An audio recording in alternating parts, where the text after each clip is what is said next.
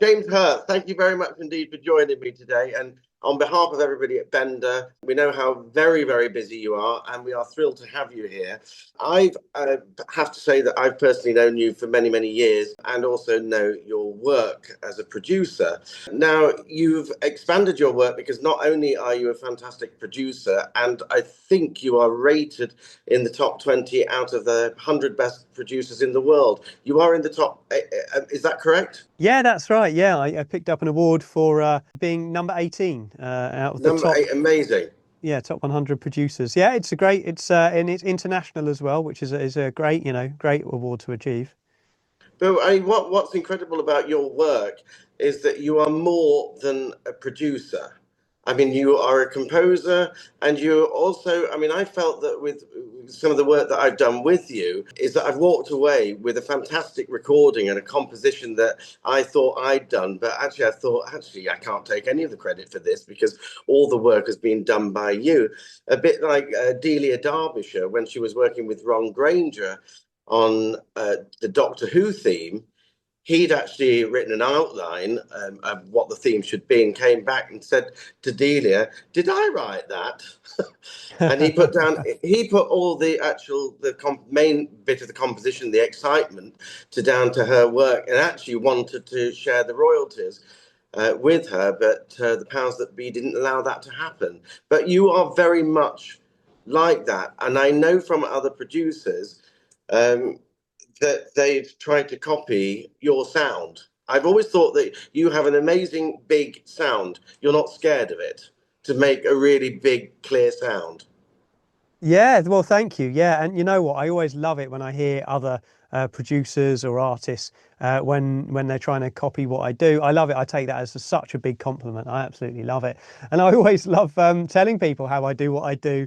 Because for me, the challenge is every time, especially when I'm creating my own work as an artist, aside from producing other artists, when I'm working on my own stuff, I always try and create something that hasn't been done before. And by that, I mean that the sonics of it, the drum sounds, everything. I try and want to give people a whole sound palette and a whole experience that doesn't sound like anything else. So, yeah, so it's lovely. It's an absolute compliment when I see other people copying sort of little things that I do.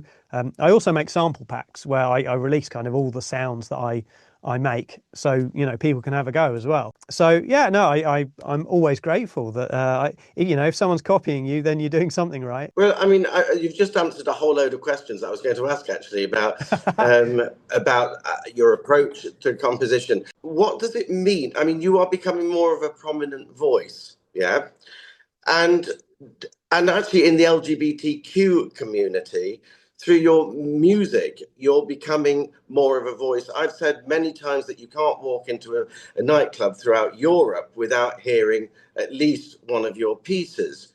How how do you feel about that? I I mean, love is it. there a kind of responsibility? Um, oh, it's an interesting question. Uh, yeah, look, I suppose the more you do, the more you release, the more popular your stuff becomes, the more attention you get, and the more people pay attention, and you're kind of you are creating things that people are listening to. They're having experiences on a night out. It's something that they'll remember and they'll take with them. So, um, on that token, you're kind of affecting people at quite a sort of quite a deep level in some ways. I mean, I've had all kinds of people contact me and say, "Oh, your music changed my life." Quite literally, someone even said your music saved my life, which was an Wow. amazing, amazing thing. They said it got them through some really dark, hard times, and that's absolutely lovely. And I suppose the responsibility, for as far as I see it, is to listen to people and to if they play play you their work, give them praise or give them feedback and help them, and be interested in what they're doing and what they're bringing to the table. I find it fascinating being contacted from people all around the world, all with a different story and all asking different things or telling me different things, and I absolutely love it. To be connected to people purely because of that music is such a wonderful, wonderful thing, and it's yeah, it makes me feel very good. In terms of the responsibility, I don't know, just be nice. I feel like that's a responsibility. And I you know are, what. I mean, I've sorry, no, no, no, no. You are genuinely nice with, I've seen you react and be with people, and sometimes I've thought, oh my good God, who the hell do they think they are? But you are always very, very genuinely interested in everybody that I've seen you meet, which is it's quite a wonderful trait. It's something that some other artists have had to learn. I mean, Bette Midler, even recently, I think on Graham Norton, said that she hated her fans and then had to realize that she needed the fans. And so has had to Yes. work on, being a little bit more interested, Yeah, you well, I know? mean that's it. Look, I'm nothing without the fans. That is, I wouldn't be doing what I'm doing, and I wouldn't be, traveling around the world, DJing in different countries, and streaming records all over the world. I wouldn't be doing that if it weren't for fans. That is the thing. It is the audience that is the most important part of the whole equation. I'm incredibly grateful to them. I'm grateful that someone wants to talk to me about something that I love. Which is my music, which is great. And in turn, I'm interested in their music because that's something they love. So look, that's it works beautifully. And like I say, without an audience on a dance floor, Yeah. what are you doing? Who are you doing it for? And you've had, I read that it was over 100 million streams. Yes, yeah, That's absolutely. As that's an huge. Well, that's just to me as an artist. I think if it's in terms of records that I've produced for other people, it's probably closer to 500 to a billion streams. Good God. I can't conceive that. That's amazing. That's absolutely, absolutely. Wow. Well done. Bloody hell. Thank you. That's Thank incredible. you very much. I mean, I mean, this is a really almost vague question, but it's is there any main inspiration behind your music? I mean, when you come into, let's say that you're going into work and you're not actually having to deal with any clients on a day, where do you get your inspiration from? What do you think about, or Okay, where do I get my artistic inspiration? yeah, So I started going out clubbing when I was very young, and I was out on the gay scene in London when I was probably, God, about 16 or something like that. And I was obsessed with going out to raves, to clubs, and every single weekend. And if I couldn't get into an actual nightclub because sometimes they'd ask for ID, as they should. right, I'd go to like the in raves in like warehouses or in fields, like open air parties, like outdoor raves, that kind of thing. And I just had the time of my life, and I was so sort of, I don't know, so engrossed in the music back then, and it was just I just loved every weekend, every night if I could, be going out and listening to that. I think if I'm ever stuck for inspiration, I just shut my eyes and just go to that happy place where I was on a dance floor somewhere in my teens or my early 20s. And there's just so many in tracks that I can draw inspiration from, and so yeah, it's all the sounds that I used to listen to, all the sound systems, all the raves, all the techno parties, trance parties, whatever, funky house. When I was going to Ibiza and listening to house and funky house, I just I just think of those times that where I really felt a moment on the dance floor, where everybody was just having the time of their life. The DJ got it right, the music was spot on, and I just think about all the okay. sounds that I was hearing back then. And that's definitely, I know that I can go there instantly, and I can just think of that place, and think of that happy place, and I can just draw inspiration and pluck out, a bass line or a chord or a pad or a sequence or a vocal or something like that. What is the definition of a DJ getting it right, in your view? Playing, well, it's the right music for the right audience at the right time, in the right venue.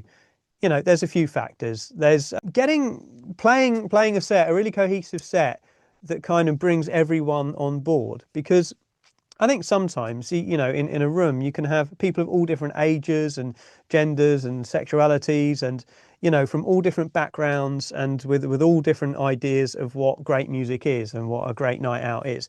They've all grown up listening to different things. They've all got memories of of different records. So I think a DJ's job is to bring everyone together. That's, that's really, really primary.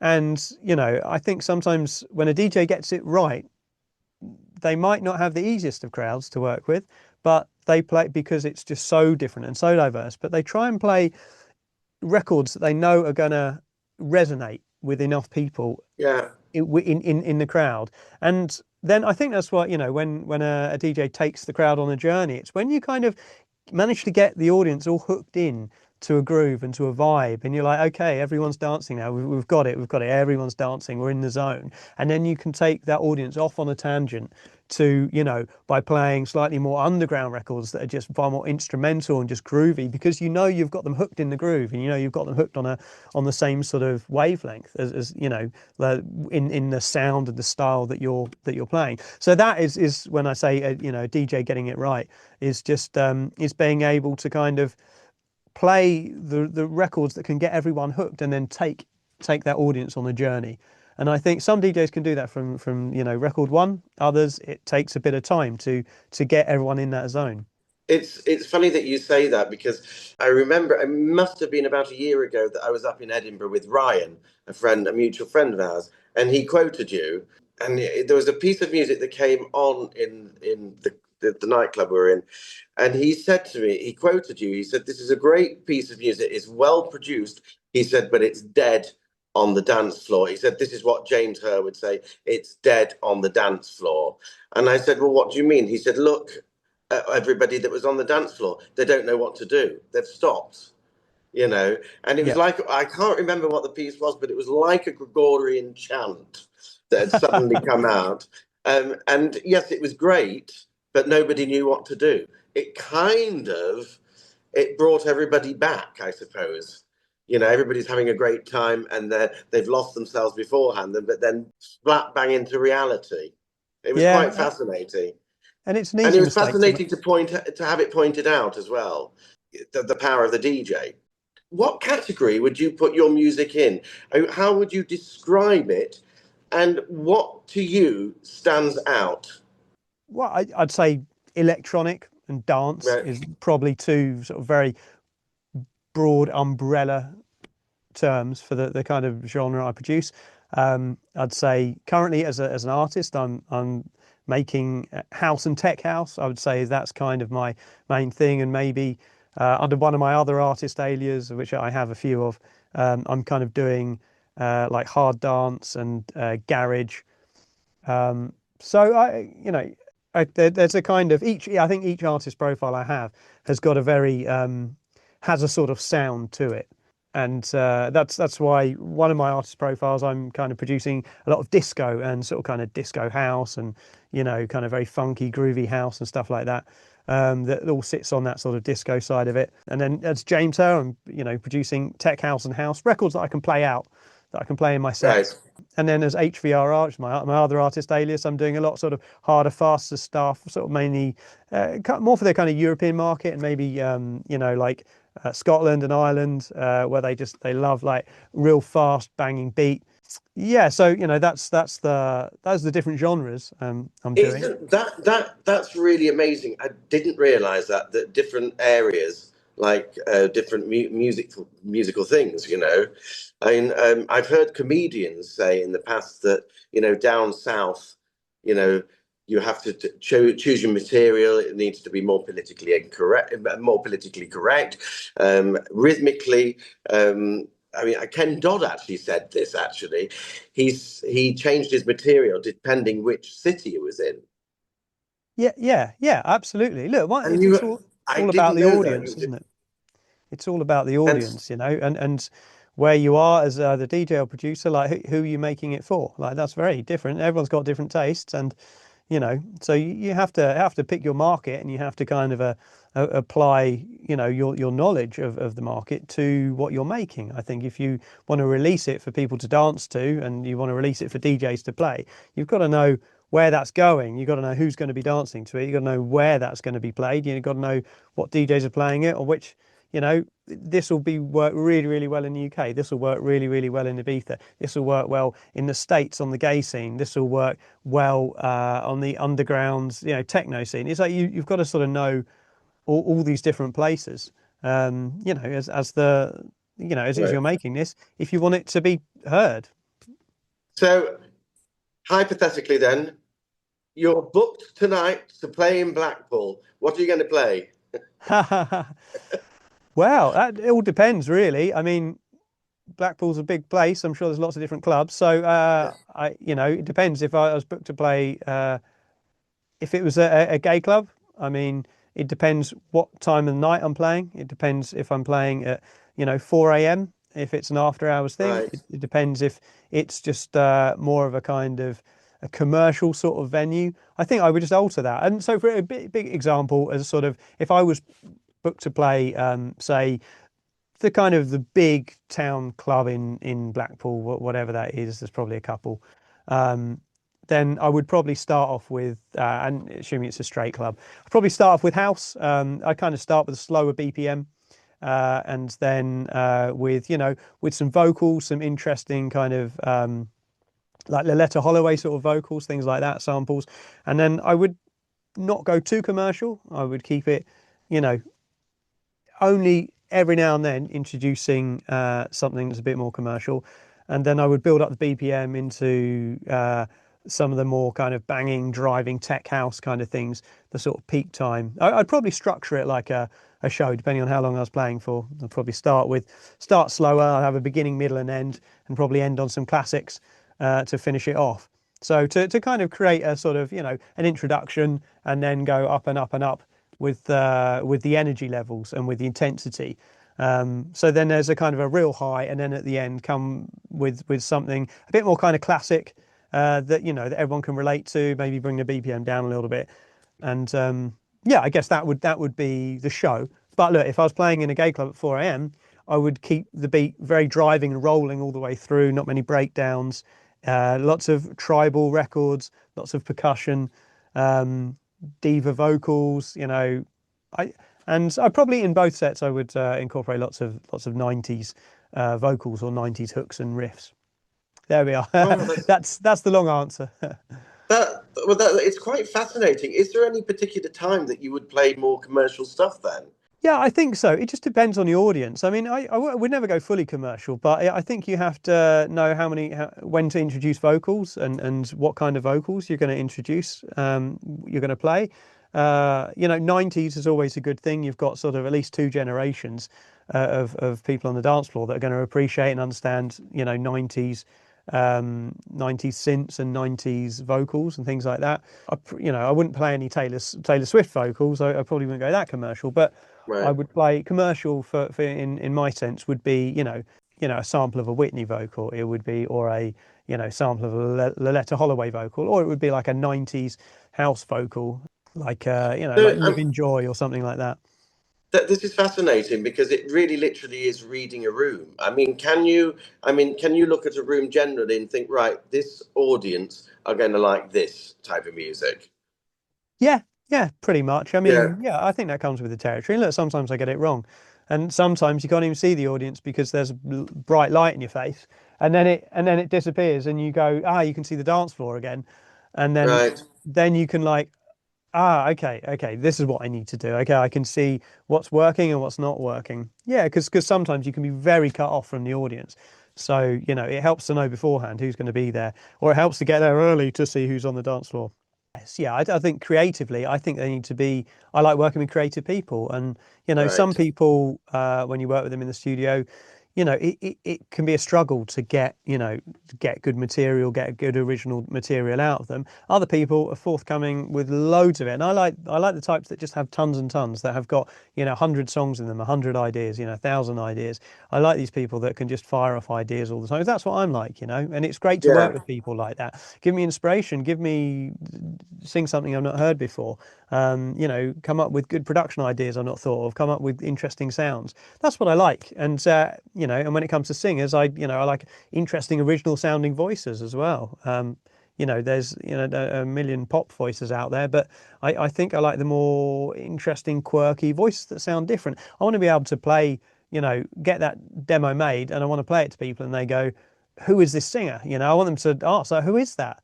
Because Right. I want them to be genuinely interested in that voice, and what is it?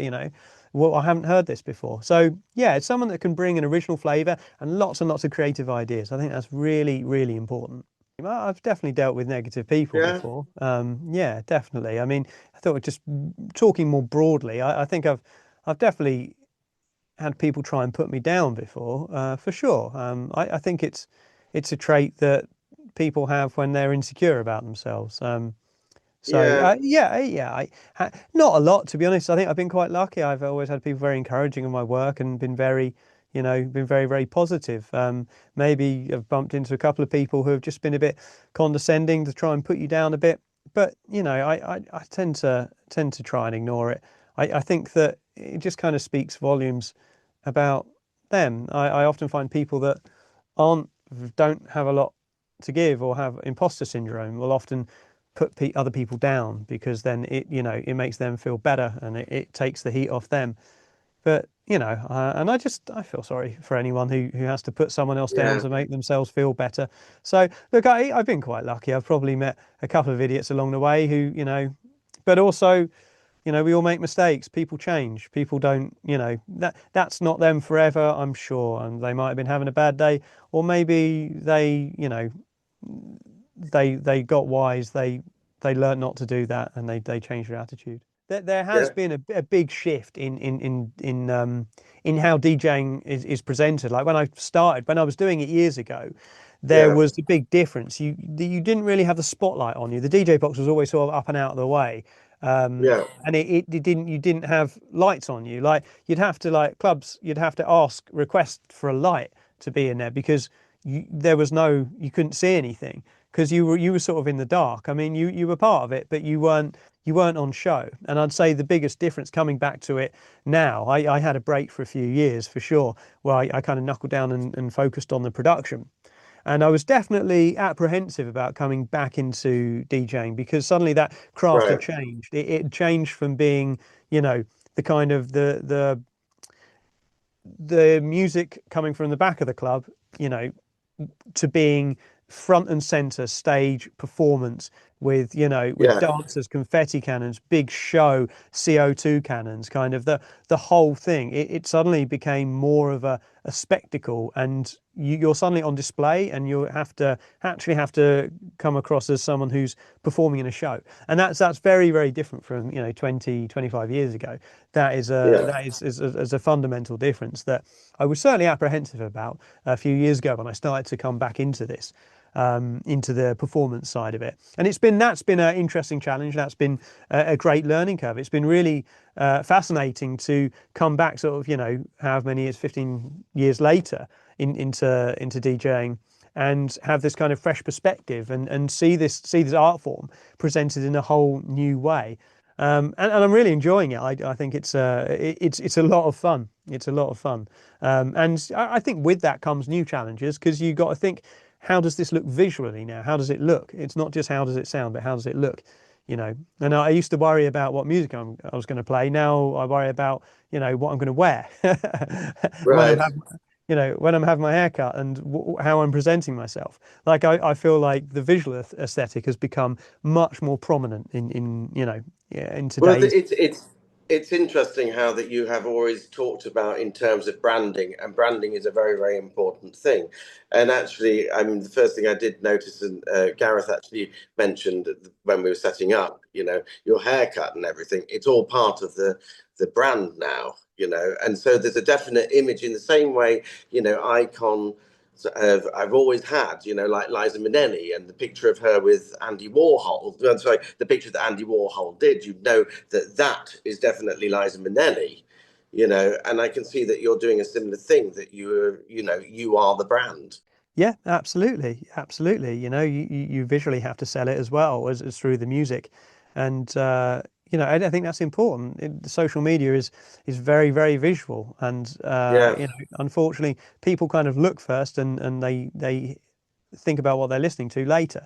So yeah, I think visually it's good to be recognized. It's good to be recognizable, and your brand is kind of everything. If you want to sell music to an audience and you want to grow that audience, then you have a brand, and you don't have to have a brand. You could easily just make music and just keep going and be creative. But I think if you want to sell it and you want to make money and you want to grow that, it's important to think in these terms, because that's for better or for worse, that's how we create a business around around selling music. I think it actually gives so much creative freedom to everyone now, that everyone can make a record and everyone can have that experience and enjoy creating a piece of music, albeit with the AI software and algorithms doing the heavy lifting. I think it's great. I actually don't have a problem with it. I think every producer I know uses AI to some degree. Look, certainly for inspiration, it's great. If you're stuck with something, you can put your record in Suno or whatever, and you can just say, give me some inspiration. What would you do with this? And I learn things from it. It suddenly Right. it'll teach me. Actually, maybe if you played the bass line like this, it might work easier. And what it throws back at you is actually a really good example of what you could have done. And that definitely gives me some pointers.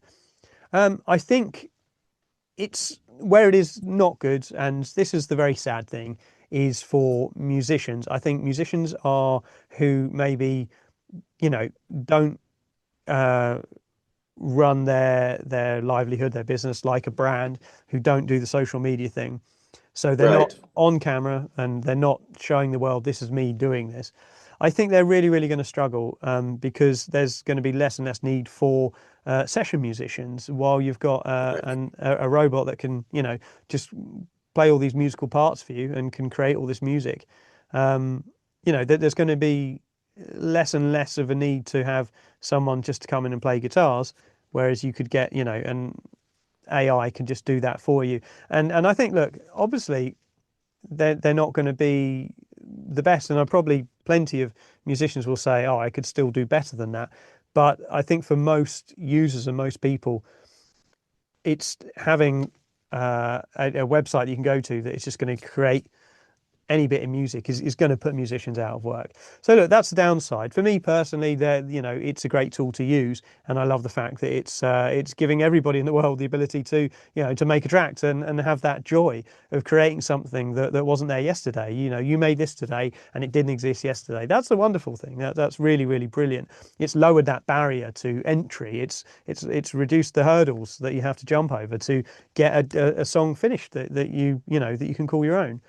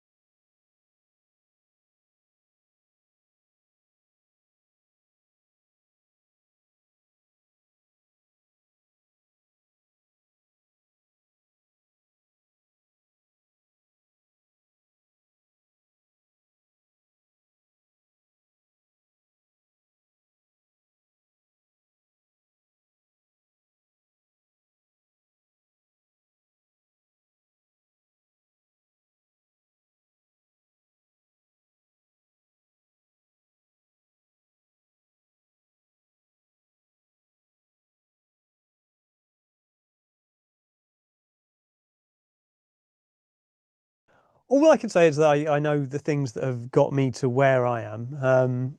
look, having a good support network of people who can give you feedback on your work, who know what they're talking about. That's very, very important. You know, I was very lucky that I had people that I could play stuff to who would tell me if Right. it's good or not, or give me positive criticism and say, look, it's really good work, but this is, I think if you did this, it would make it better, or, you know, just give me pointers and advice. And having that around you, is really, really vital. I think that's very, very important.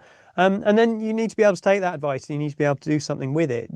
I think having that desire to do better each time, not getting ahead of yourself, and just and you know, trying to improve with everything that you do. I would say that those are kind of fundamental principles that really help the development and the progress of you know, either a producer or an artist, is always wanting to, you know, improve and do better. And I think as well, in today's climate, you have to be prolific. You have to be able to make a lot, and that's the thing. If you send a record to a record label and they like it, but maybe they don't love it, they'll go, okay, what else have you got? You know, they might ask for, you know, send us all your records that you've done that are like this. And I think that's really important, that you need to be able to do it again and make more. You know, there's a lot of people that get very lucky. You know, they have a monster hit and they, you know, and they can't replicate it. I think if you're able to analyze what you're doing and able to replicate it and make another one and keep improving, then I think those are great tools to have in your arsenal. And being surrounded by people who aren't just going to tell you everything's great. I think that's Brilliant. important, because if you play it to your family, you know, they're going to go, oh, we love it. If you play it to your partner, they're going to say, I love it. Of course they are. They're because they love you. So, and I think it's having people who know what they're talking about, being able to give you feedback, will do you no end of good. Brilliant. Well, I'm going to have to wrap this up now, but on behalf of Bender, the whole team here, James Hurr, DJ, producer and composer extraordinaire, thank you so much. Thank you so much. Thank you very much, Kevin. It's been Cheers. an absolute pleasure. Take care. Thank you. Bye-bye. Bye-bye.